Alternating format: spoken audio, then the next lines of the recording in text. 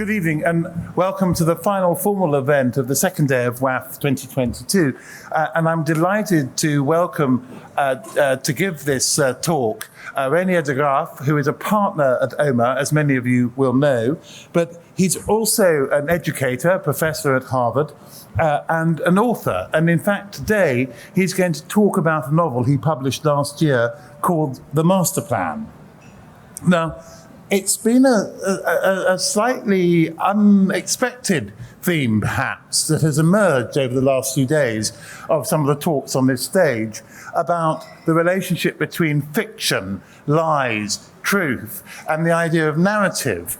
And I'm very pleased that one of our colleagues who claims some ownership of the concept of narrative in architecture is here, Nigel Coates, who many of you will have seen chairing with his normal wit and elegance some talks here too. So this is one of the things that has emerged as being a very interesting point, is what is the relationship between truth and fiction in architecture? And of course, this comes together in the conception of a novel, particularly when it's about master planning. Novels about architecture, though, are still quite rare. One thinks of The Fountainhead, though Reinier's novel has a quite different message to that one. I'm not going to give a spoiler, but the protagonist of the novel wins a dream commission only to find it isn't so much of a dream. And the novel becomes an exploration of overt and covert complications and machinations to give an insight into architecture, urbanism, and their relationship to the economy, to culture, and to politics. Reinier, would you like to start?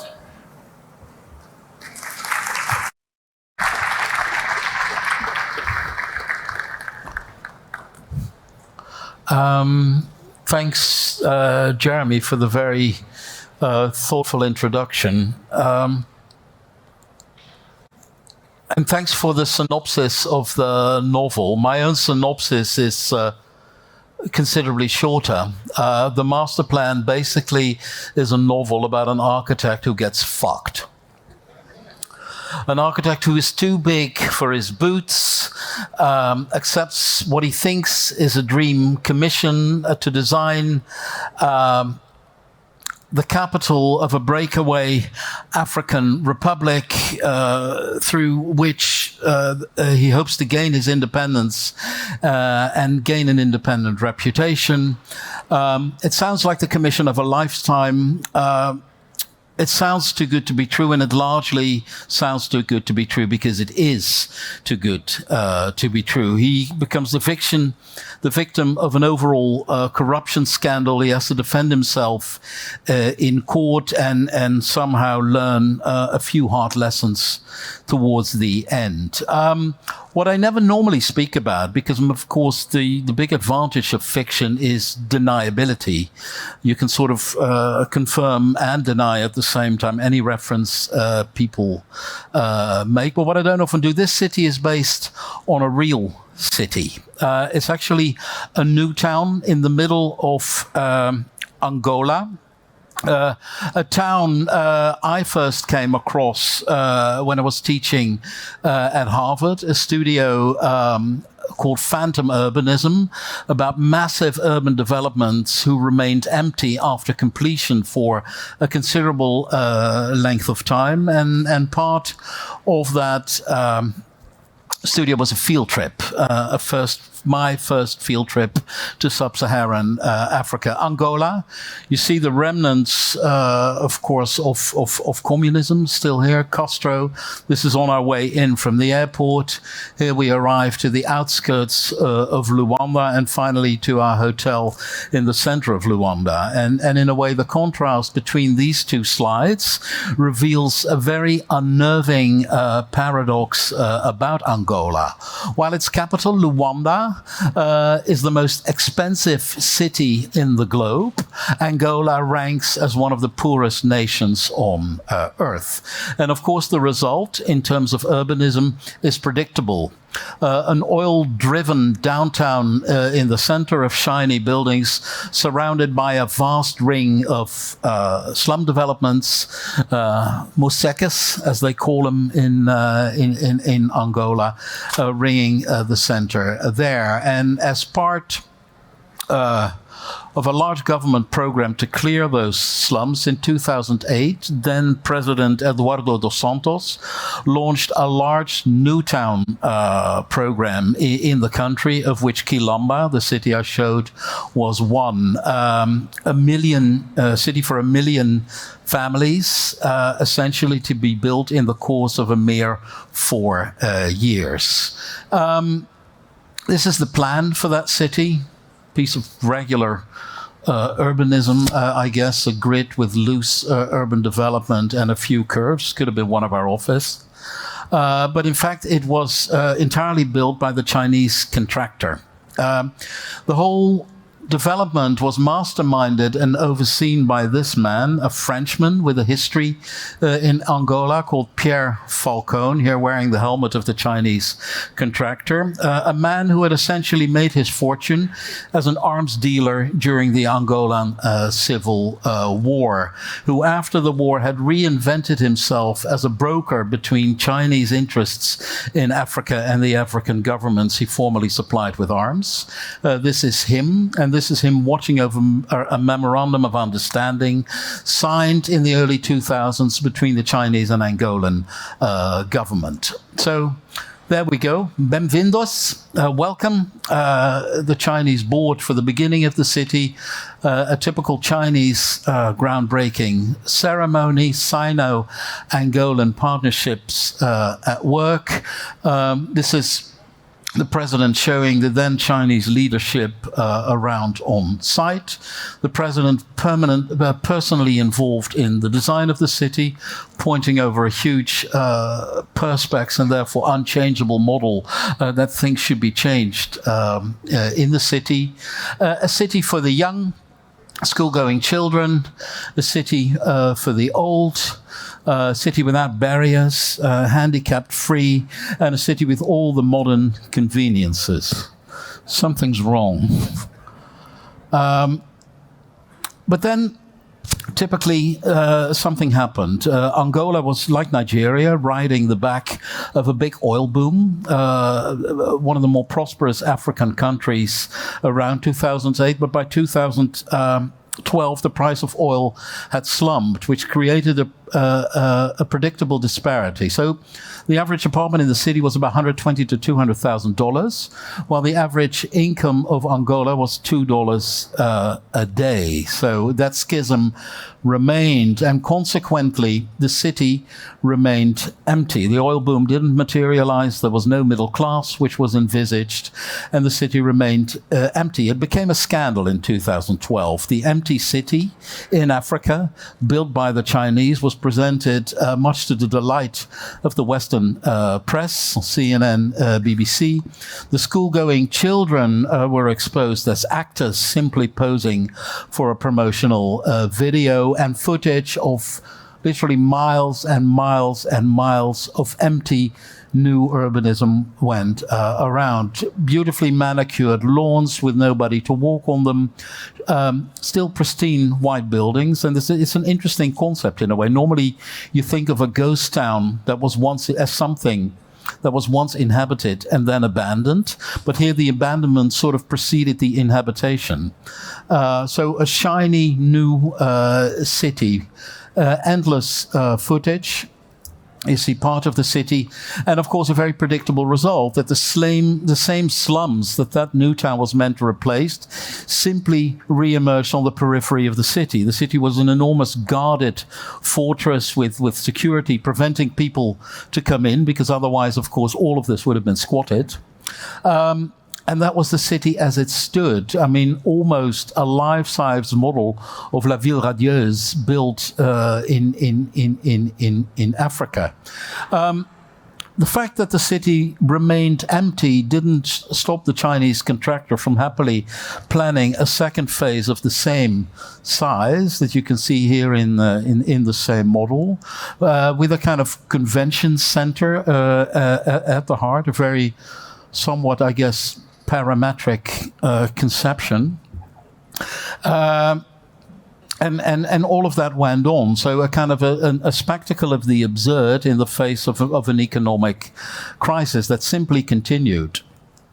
The point, I guess, of this example is twofold.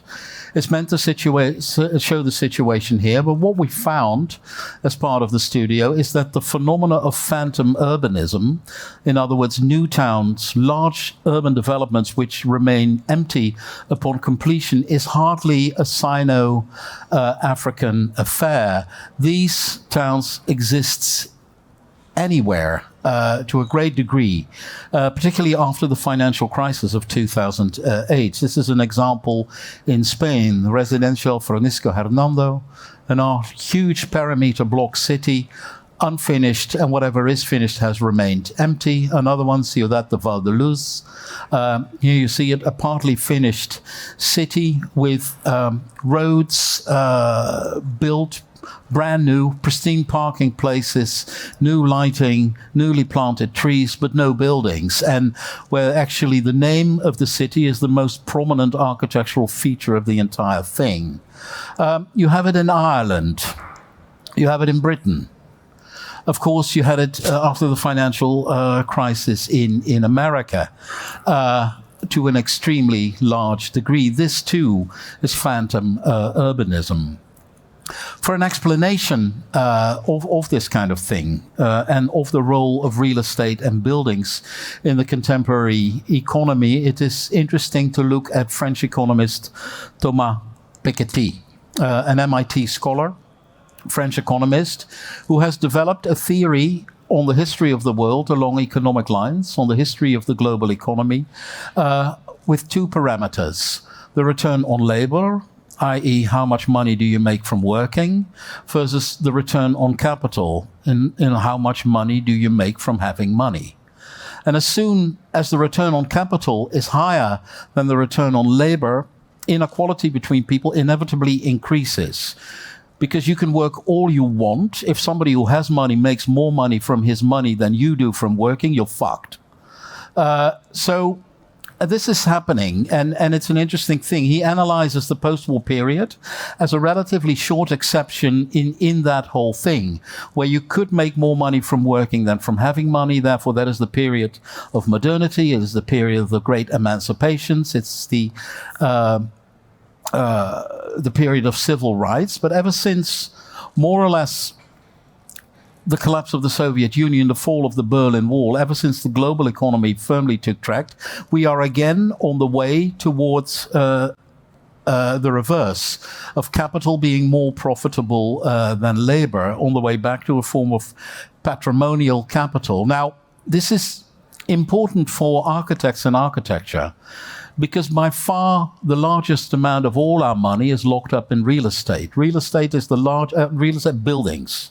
Let me put it more bluntly. Buildings are the largest economic asset class in the world. More than financial instruments, more than oil, more than gas, more than gold, more than cryptocurrency. It is actually buildings that are the fundamental pillar of the economic system. So therefore, buildings are there to be used, but they're also there to be traded.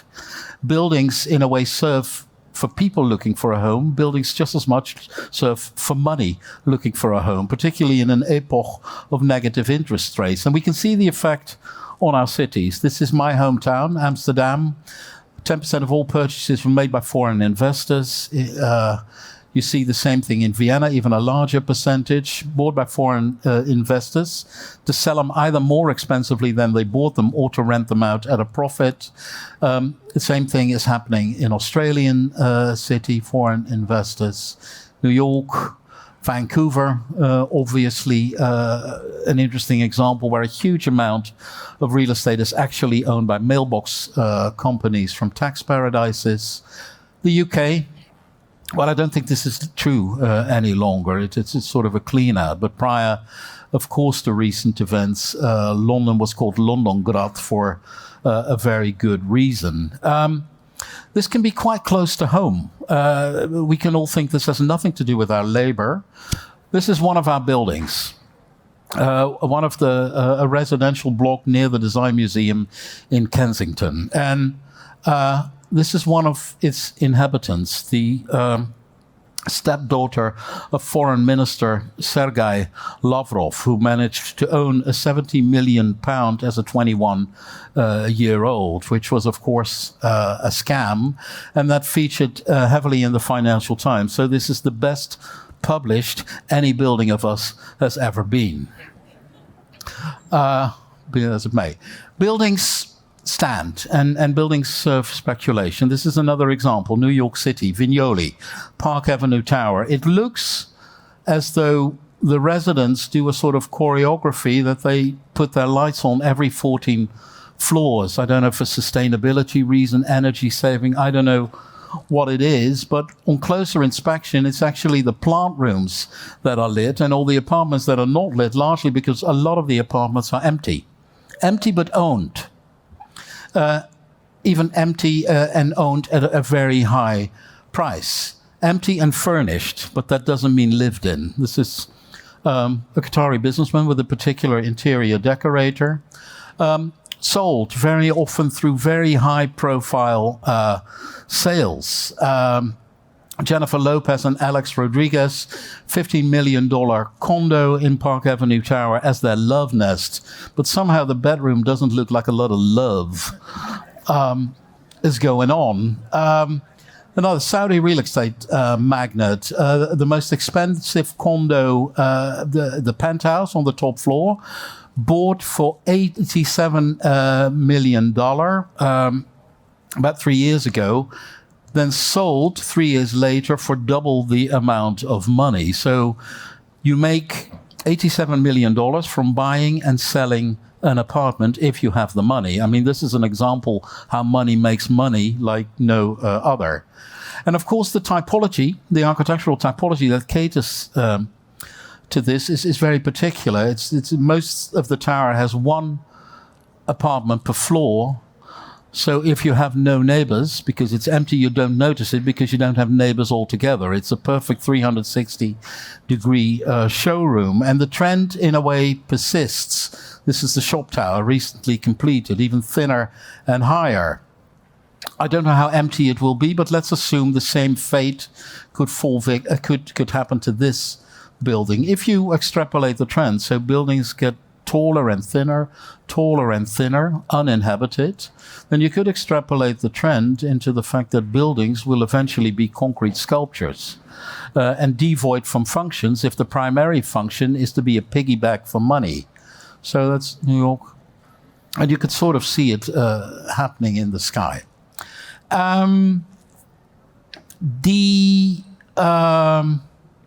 Most of the cities I showed owned by foreign investors are actually cities that feature on the list of most livable cities in the world. And there is something interesting about livable cities. The most livable cities in the world are invariably rich cities. This is the median, the average net salary in each of these cities. But more than rich cities, they are expensive cities. This is the average price per square meter in euro in each of these cities. So you see, the more livable, the more unaffordable. If you do the math, I mean, let's say you can go to the bank, you can say you earn an income, then you get generally 2.5 times your income in terms of a mortgage. If you do the math on these livable cities, what do you get? In the world's most livable cities, on an average income, you can get 15 square meters. 15 square meters is 3 meters by 5 meters. That's a human in 15 square meters. 15 square meters is slightly bigger than a maximum security prison cell. It is slightly bigger than a car park, slightly bigger than a Jayco caravan, but it's still substantially smaller. And this is the irony through the first definition of the existence minimum at the beginning of the century with the Russian constructivists. It's actually the size of a container, roughly, which is probably why we see so much container construction emerging in our cities. But in terms of the deal, in terms of the development of the economic system that makes us richer on paper makes us poorer in spatial terms. We have traded down. After a century It's quite an unfair slide because it was a model to be shown at the 100 years of Bauhaus, but doesn't matter. It sort of sums it up. The modern idea, vis-a-vis the modern ideals, we have traded down. This is the development of income. So yes, we earn more than in the 1950s. Probably means we can also go to the bank and loan more money than in the 1950s, but in no way compares to the explosion of real estate prices as they have happened in the world, which is why these have become familiar scenes. Barcelona, a demonstration against Airbnb, against speculation with property, 2019, New York, 2019, Turin, 2020, and Berlin, 2021. Wohnen für alle, living for all, houses for everybody. And in the face of this, there is something very weird. If you look at the 90s and at the last 20 years, we've probably demolished more social housing estates than ever before in history. What started in 1958 with Pruitt-Igoe, or 1972 with Pruitt-Igoe, a modern housing estate which only existed for about 18 years, has had a sequel in the forms of endless and endless. This is Sheffield in England, another one in America, the McDermott Tower in Dublin, then in Naples, Paris, another one. Yeah, Lyon, another one. Kiss of Death, Nantes, Belfast, Glasgow, Lyon. I can do this for 45. Near Paris, another one. Glasgow again. Frankfurt again. There has been a sequel of demolitions at a breathtaking pace in the face of probably the largest housing crisis we have faced since the war. If buildings don't get demolished, they get converted, and they get a distinctly non-modern makeover. This is the Schloss in Berlin. This is a building in the governmental district in Skopje, which in a way also has had a very neat makeover and currently looks like this. It goes back a few centuries in time. The whole extension of Skopje was actually designed by Kenzo Tange, a non-Western, very laudable modern architect. That was the kind of metabolist plan he devised for Skopje, which after a series of conversions and revisionist executions somehow looks like this. And looks like this. And it's got a kind of mini Arc de Triomphe. Where do we get with all of this? And this trading down finds its expression on many, many fronts. So the Arc de Triomphe in the 20th century, the Arc de Triomphe in the 21st century. The Club of Rome, an expression of the 20th century, an early vision on the finite resources of the world. I guess one could call it an early vision of sustainability. It is left is 111% of this. These were family values in the 20th century. These are family values today. In the 20th century, we had walls that fell. In the 21st century, we have walls and barbed wire that gets re-erected.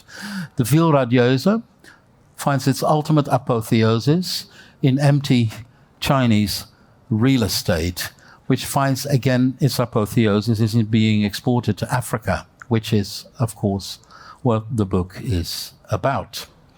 I have 20 more minutes. The book was translated shortly after it appeared. This is not Russian, this is Ukrainian. It was a Ukrainian translation because apparently there was a Ukrainian market for the book. Well, used to be a Ukrainian market because, I mean, this is what is probably left of it. And in many ways, I find that the example of Ukraine as a translation uncanny. I find this picture uncanny. A picture, in my view, with huge historic significance. This was a picture roughly 30 years earlier. This was the shelling of the White House, of the Moscow parliament, which presided over the abolition of the Soviet Union. And in a way, the two images echo each other perfectly, almost like they are the parenthesis of a very short period. That was neither 20th century nor was it 21st century, a kind of short interbellum between systems. In 1991, after the fall of the Berlin Wall, at the collapse of the Soviet Union, a lot of expectations were formulated about the world that would come, most notably The End of History by Francis Fukuyama, a book in which he presumes that a world which has existed until then, a world of opposing blocks, a capitalist, a communist bloc, and a non-aligned bloc, that those ideologies will be a thing of the past, and it's only a matter of time before the entire world will embrace liberal democracy, before the entire world will be the same, will be a level playing field for the economy and life to unfold. This is, of course, also the period that offices like ours grew from 35 to 350, that we expanded from essentially being a quaint Dutch studio to an office with projects all over the world, and many firms like us. In that period, this is one of the biggest milestones of that period, completed in 2011, CCTV. When we got CCTV, it was 2002, and this was actually a neutral choice. We could participate in the reconstruction of the World Trade Center, or we could CCTV too. And at that age, it was a choice you could make on a purely pragmatic basis. We suspected the World Trade Center would become a long American talk show.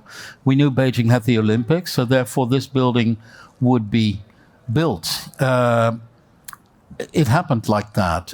It was a flirt with the former communist world in no uncertain terms for much of that period. This is a project, Kazakhstan, a former Soviet republic, with all the hallmarks of the Soviet Union, where we imagined a new city, actually a science campus modeled on the science campuses that you used to have throughout the Soviet Union.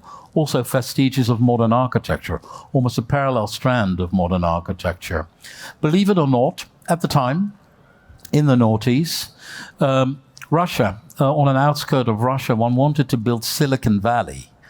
I think Viktor Vekselberg, one of the Russian Kremlin-supported Russian oligarchs, is currently on the sanction list, etc., etc. So that was our city.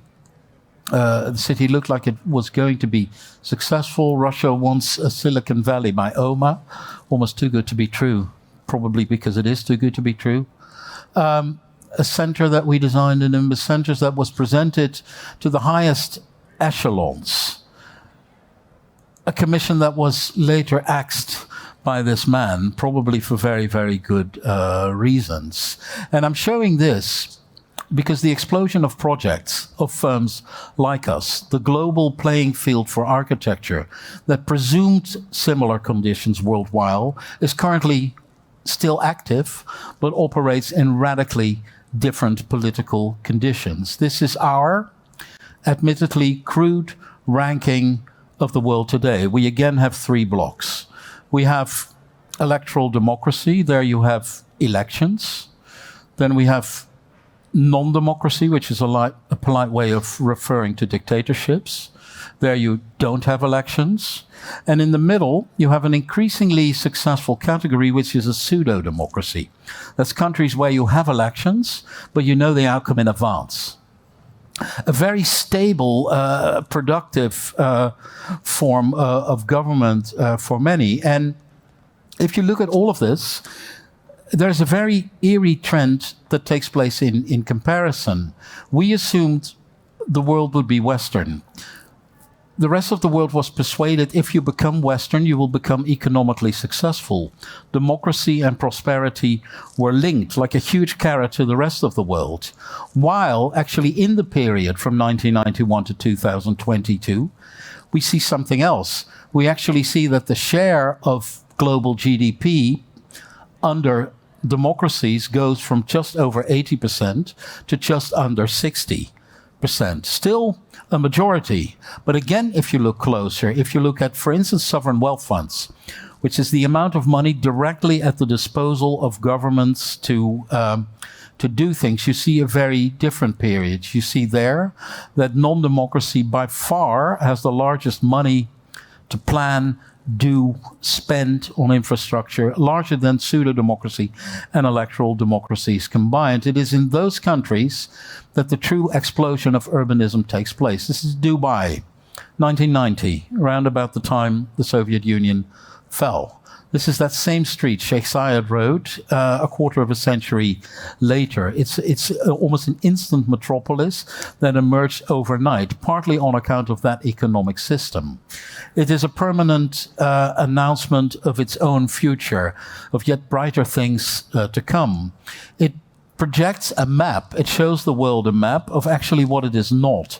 A vast amount of these developments in the sea are not built, may never be built, but they are repeated in the media, etc., so often that we all presume them built. Dubai is a tapestry of individual urban developments that look like this. They compete for attention because they compete for attracting inhabitants. And this looks, essentially like the landscape of free entrepreneurship, the landscape of the free market, individual property developers competing with each other. The reality is slightly more complex. When you study all of these property development companies, they all belong to three holding companies, which in terms are all majority share owned by the royal family. So what you are looking at is an economic monopoly that conceals itself as a landscape of free entrepreneurship that looks suspiciously like ours. But in the end, it's all in the hand of one man. The institutional infrastructure of a place like Dubai, it's represented in these diagrams. And I bet that if you draw a governing diagram of Amsterdam, you more or less end up with the same diagram. So it also has the hallmarks of all the institutions that go with democracy. But if you look at how they are populated, it's very interesting. To the left, you have the public sector. To the right, you have the private sector. We presume a separation. However, here, and that's not because of local dress, that people look the same, the players on either side are the same. Whereas, in a way, our economic system presumes you relinquish business interests if you want to take up public office. Their business interests are a prerequisite to have public office. So what essentially you are looking at is something with a huge amount of money at its disposal that is something between a state and a corporation, that is something between a country and a business. And it can conveniently be either, depending on what is most opportune to do. It is that country that exports those three holdings, which is essentially export that development formula of rapid growth across almost all of the Islamic world in a band that ranges from Morocco all the way to the Philippines, Emaar, Dubai Holding, etc. Companies that make the confident predicament, this is at a real estate fair in Dubai, that one day all cities will be built like this. And that is eerie, because I was educated that one day all cities would look like this, that these are the urban manifestos we grew up with in university. Siam, Team 10, Le Corbusier, belated delirious New York, that essentially all of these were the paradigms according to which the city would very, very soon unfold. But we haven't had a lot of paradigms lately. If you look at the canonical works on the future of the cities, the confident canonical works on the future of the cities, they too more or less ended in 1991. The moment the world became global, the moment the world sort of supposedly adhered to a single ideology, there was no longer a need for ideology and supposedly also not for manifestos, which means that a huge amount of growth, particularly in the rest of the world, has completely happened on very, very different terms. Modernism now finds its footing in Asia. Again, looking at the map, the territory is relatively evenly divided. Population given that growth, is not. I think there are 57 dictators in the world when I last counted. And I think there is only 13% of the global population that lives in a democracy. So you're talking about a situation where increasingly the part of the world that thinks it holds the truth and the answers to the way the world ought to be is increasingly outnumbered by a part of the world that simply gets on with it. Well, we know who this are. We know who this are. We know who this are. That sort of band of brothers. Who this are. Who this are. And we know who this is. During a recent arms sales. And we also know that it's by no means certain that in 2024, the United States may be ranked as yellow. At which point, this is the world.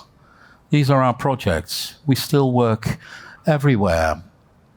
Let's say one takes a very principled stance, and you only work in the blue, because that's what you ought to do. It essentially would put us out of a job. We could close the office. And I think there are very compelling reasons to believe this, but there are easily compelling reasons not to succumb to this. In a way, cherish the office. Cherish the office as a legacy of a time when things were different, when people did talk to each other, when people, despite adversaries conditions, did try to make a change. We have an ecology in the office with people from almost every country in the world that get on perfectly, that work together. It's amazing how work is essentially an engine of collectivity. It's an engine of collectivity that has survived multiple political shifts in its existence.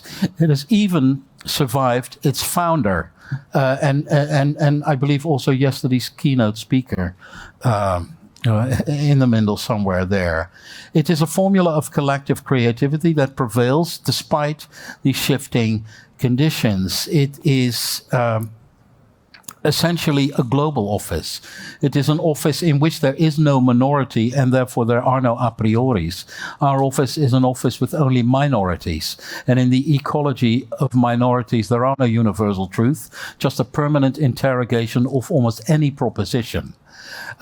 More interesting than the fact that we work in the whole world is that as a result of us working in the whole world worked at us. That in our offices in New York, the Americans are a minority. In Rotterdam, the Dutch are a minority. In the Middle East, Arabs are a minority.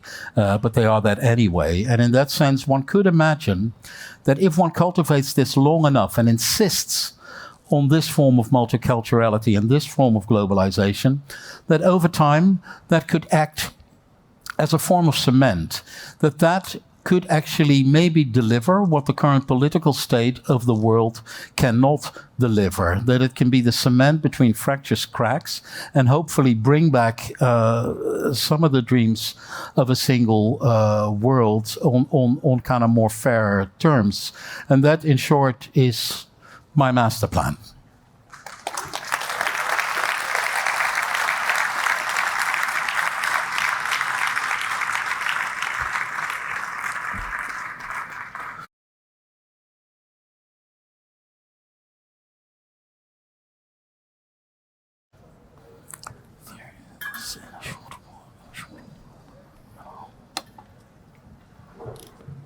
Well, thank you for actually ending on a very optimistic note rather than the pessimism which was inherent in much of what you said, or the reason to be pessimistic. Because if architecture, and indeed an architectural office, really can be the model for future political relations, that's clearly preferable to other models. But I think there are all sorts of things in what you said which are worth trying to tease out, and we won't have time to do all of them. But I think one of the things that struck me, and this may be a slightly obscure point, is that the process of urban development increasingly since the 17th century has been one of the accumulation of capital. I have done a certain amount of research work on 17th century London, late 17th century London, and particularly a character called Nicholas Barbon, who was an early economist, a property developer, who is also the first authority on economics to be cited by Marx in Capital, which is a measure of the significance he has, even though he and Marx came from completely different sides of the spectrum. But what Barbon did was, in effect, to invent the mechanism for accumulating wealth that has been practiced by the Grosvenor family, the Russell family, the Howard de Wardens, the Portmans, all those families. And there's still a small number of named families who own an enormous proportion of London's West End. So I think that, in a sense, you're talking about the globalization of a process that's 300 years old. And one of the problems in London is that it is incredibly hard to unpick that, which may be a function of English common law and the rights of property ownership.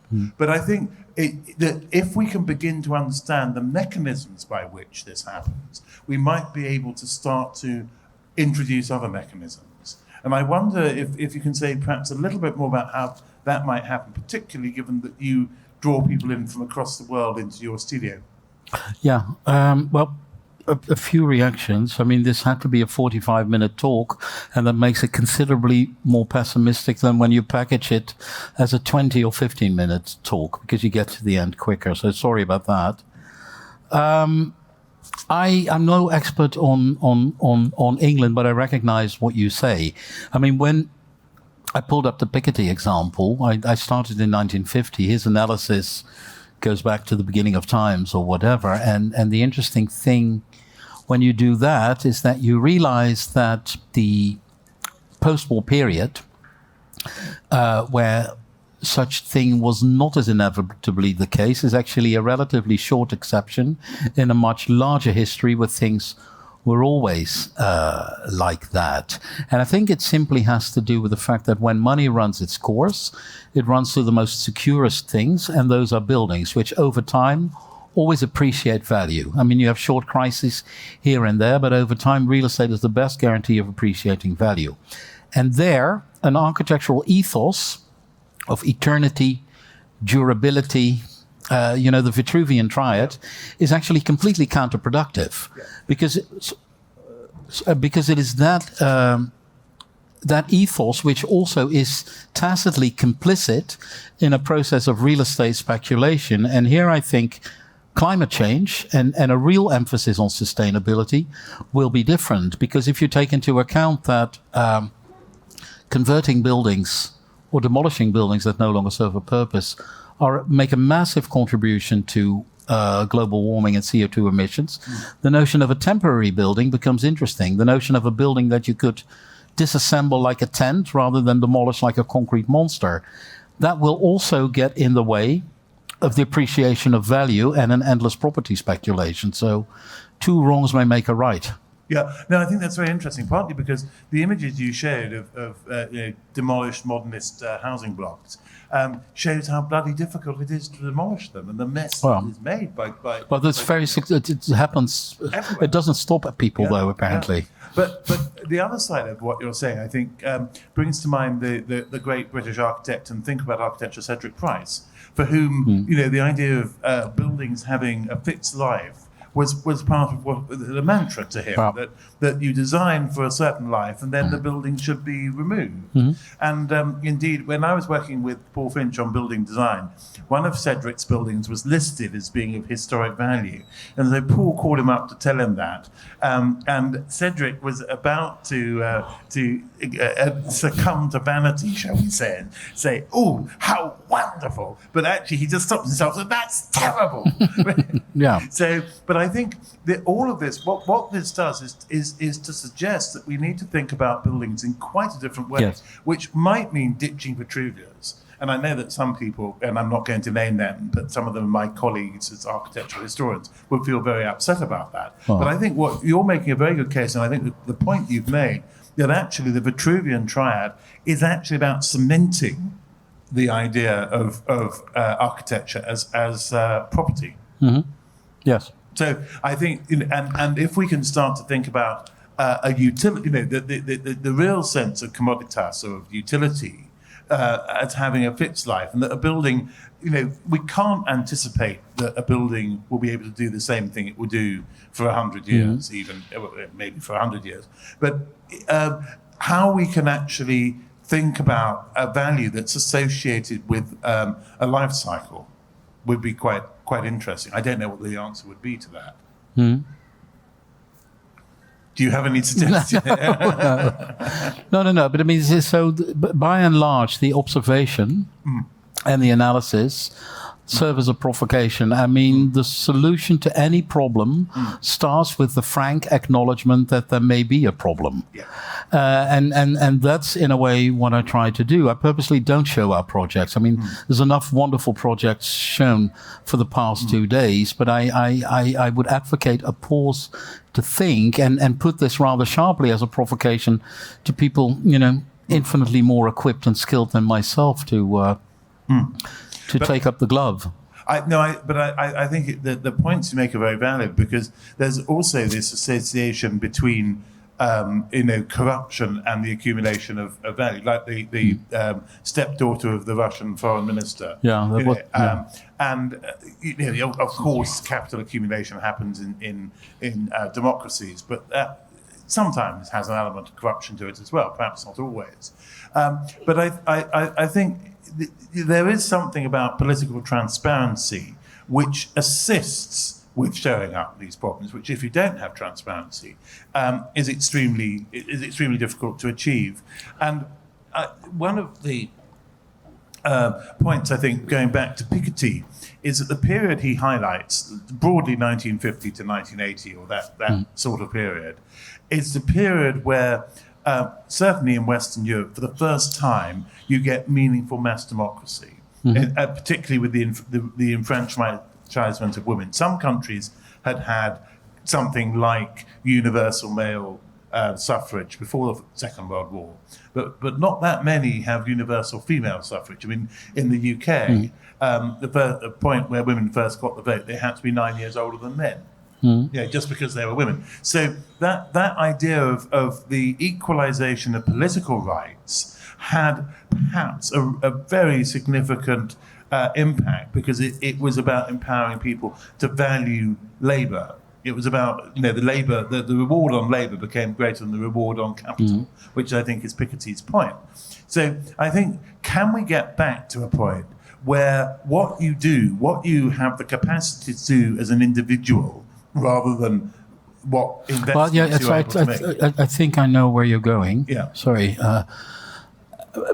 His argument is that period, the period in which capital behaved properly, that only came about as the result of a huge counter pressure, labor as a force, trade unions, and also the pending presence of a communist bloc that could step in at any time when people were unhappy. And only under that pressure did capital subside somewhat vis-a-vis the period after, where it sort of had free reign. Now, I don't think that situation will ever return, because in a way we have a globalized world. It's not globalized in terms of ideology, but it is globalized through a universal fetishization of power. I think power is the only remaining ideology, almost regardless of whether you're in the East or the West. So then it will have to be something external that forces good behavior. And there, I think climate change and the increasing urgencies that climate change will bring, almost like an external factor, will somehow put a check on some of the erratic behavior of capital and human beings. It has to. So, and I think that is what will change the way we build, what will also change the relation between capital to building, and inevitably change our profession profoundly. Yes. And far more profoundly than what we're seeing at present still. Yes. And that, I think, we will probably have to find ways of valuing buildings that are sustainable. Valuing the sustainability component in that, and I have no idea what that will be, because that will be an economic question rather than a pure. Well, it's very interesting. We did an analysis on hospitals, and one of the things that came about is that the older a building is, the longer its lifetime.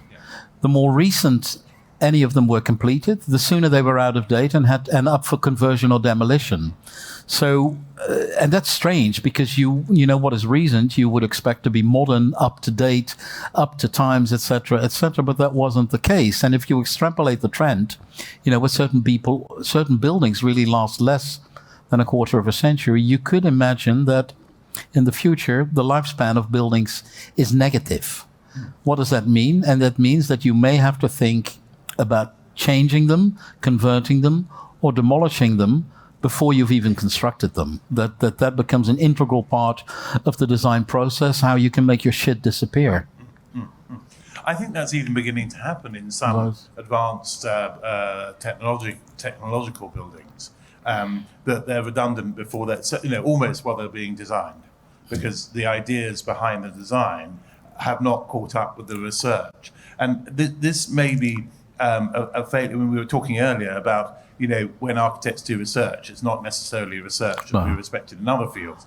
And I think that maybe we need to think again about what we mean by architectural research and architectural knowledge in order to come back to be able to design in again, what Cedric would have called an anticipatory way rather than a reactive way. Yeah. Well, I think the prime thing of architectural knowledge is in the last things I showed. I think ultimately architecture is not about manifestos or proclamation. The architecture is the marvel of the operational. It is about finding a way out of very difficult situations without being moralistic, principled, or anything, but getting things done. Yeah. Despite adverse conditions, working together because you have to, and putting work first before you put all sorts of identity issues or convictions or opinions first. And I think that is the true merit of it. That came about as a result of a period that simply happened, and it was always normal. And I think only in the recent years that default condition is turning into an ideology. It's almost, you realize in hindsight that what you had and that what you had is worth preserving and maybe nourishing, because in the current context it is not self-evident and therefore almost ideological by definition. Yes. No, I think that's very interesting. Almost the inherent redundancy of thought, which in a sense, going back to your Angolan city, it's recreating something that really was redundant before it was implemented, which is the Corbusier urban visions. And I think that's, why 60, 70, 80 years after he came up with them, are they still being replicated? Well, we know why, because, they're quite simple to design and probably relatively simple to build, or at least the building capacity is equal to building them rather than something more complicated or more sustainable. Yeah, and maybe there haven't been that many plausible models since, so they also don't rule that out, Yeah, no, I think that's right. I mean, I think that, again, this might be why so many of the social housing schemes you shared being demolished were demolished, because many of them were really not very pleasant places to live. I mean, they could have been improved in many cases. I mean, the famous example in London is Peter and Alison Smithson's Robin Hood Gardens building, which had a lively community in it, and a lot of people were very keen to keep it, and it probably could have been improved, but it was still demolished because there was an ideological program that somehow buildings of that sort were wrong. Yes. Yeah. And I think that I remember seeing a scheme. It's interesting, by the way, that luxury condos, which are very successful financially, have the exact same typology as some of those buildings that are being demolished. So I think it's the stigma attached to it, and the fact that they were built with public money also made them incompatible to a system where the initiative to build is almost exclusively residing in the private sector. It is, I think, that their financial logic or raison d'etre was out of date more than the buildings itself, because the typologies we see replicated even in luxury towers, you know. And it's interesting, I mean, again, wrapping in your point about the space, that in these so-called livable cities you can afford 15 square meters, which is about the size of a caravan. in the German Democratic Republic, a standard apartment size for family is 56 square meters. So quite a lot bigger than your example. Well, they're not mine, but yeah. But what you showed. Wow, And 56 square meters is still pretty small for a family apartment. But in the city of Halle in eastern Germany, it had depopulated. Half the population had left. So a city of 90,000 had become a city of 45,000. And the city architect said, well, why don't we just amalgamate these 56 square meter apartments to make 112 square meter apartments, which start to be quite usable for a family unit. So I think that there may be ways of reconsidering some of these models. Like you showed an example in Sheffield, the Park Hill apartment block in Sheffield has, I think, quite successfully been. Yes. Well, as I think, as the object of our ideal becomes unaffordable, we will magically adjust our ideals, and the once discarded places will magically come back to life. I mean, you see that in East Germany. I mean, there are many Sheffields in East Germany as well, which are going through a kind of renaissance, precisely because of that, where you can have massively luxurious conditions in a supposedly dismal part of the country. But good. Well, I think we're now ready for the announcements of the winners today. But Reinier, thank you very much.